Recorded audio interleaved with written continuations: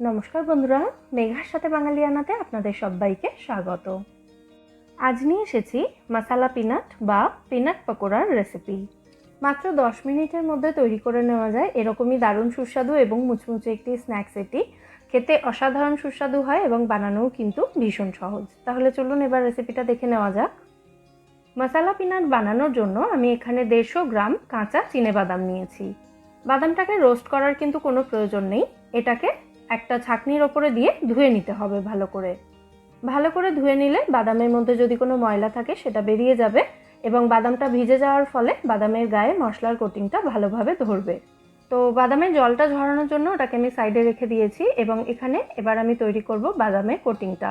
তার জন্য একটা বড় বাটির মধ্যে নিয়ে নিচ্ছি 3 টেবিল চামচ পরিমাণে বেসন, সাথে নিয়ে নিচ্ছি 3 টেবিল চামচ পরিমাণে চালের গুঁড়ো। যে কোনো চালের গুঁড়ো আপনারা এখানে ব্যবহার করতে পারেন।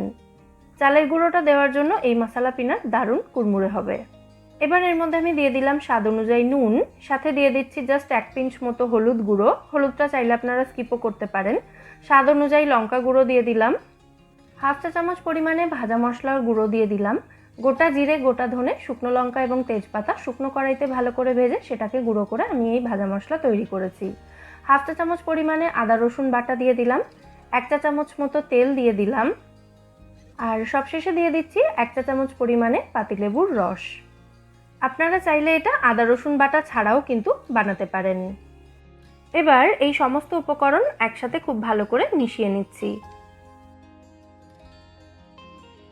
সমস্ত উপকরণ ভালো করে মিশিয়ে নেওয়ার পর এর মধ্যে ধুয়ে জল ঝরিয়ে রাখা চিনেবাদামটা দিয়ে দিলাম। আবার সমস্ত উপকরণ ভালো করে একবার মিশিয়ে নিয়ে অল্প অল্প করে জল দিয়ে এটাকে মাখিয়ে নিতে হবে। 1 চামচ করে জল মেশাতে থাকবেন। আমার কিন্তু এখানে এটা মাখাতে 2 টেবিল চামচ মতো জল ব্যবহার করতে হয়েছে। একবারে বেশি জল দিয়ে দিলে কিন্তু এটা নরম হয়ে যাবে এবং ভালোভাবে ভাজা যাবে না। দেখুন, এরকম শুকনো শুকনো করেই কিন্তু এটাকে মেখে নিতে হবে। এবার মশলা কোট করা এই বাদামগুলো ভেজে নিতে হবে। তার জন্য একটা কড়াইতে আমি পর্যাপ্ত পরিমাণে তেল ভালো করে গরম করে নিয়েছি। গ্যাসের ফ্লেমটা লো টু মিডিয়ামে রেখে বাদামগুলো তেলের মধ্যে ছাড়তে হবে। আর এই বাদামগুলো যতক্ষণ ভাজা হবে ততক্ষণ কিন্তু গ্যাসের ফ্লেমটা লো টু মিডিয়ামেই রাখতে হবে। একটা ব্যাচ মশালা পিনাট ফ্রাই হতে সময় লাগবে 3 থেকে 4 মিনিট করে।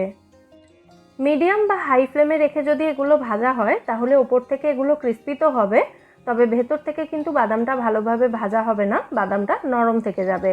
আর নরম থাকলে বাদামটা কিন্তু খেতে একটুও ভালো লাগবে না।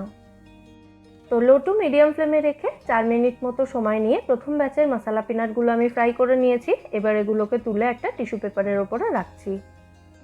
আর একই রকমভাবে বাকি সমস্ত মশালা পিনাটগুলো ফ্রাই করে নিতে হবে। সব মিলিয়ে এই মশালা পিনাট তৈরি করতে ম্যাক্সিমাম 10 মিনিট সময় লাগবে। দেখুন, একই রকমভাবে সমস্ত মশলা কোট করা বাদামগুলো আমি ভেজে নিয়েছি। এবার ওপর থেকে একটু বিট নুন, একটু চাট মশলা এবং সামান্য একটু লঙ্কা গুঁড়ো ছড়িয়ে বাদামের পকোড়ার মধ্যে এগুলোকে ভালো করে মিশিয়ে তারপর এগুলো সার্ভ করব।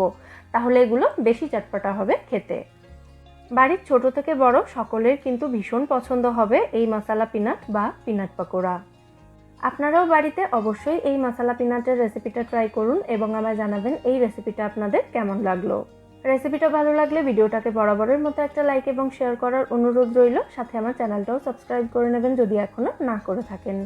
ফিরে আসবো নতুন কোনো রেসিপি নিয়ে। সবাই সুস্থ থাকবেন, ভালো থাকবেন এবং সবাইকে খুব ভালো রাখবেন।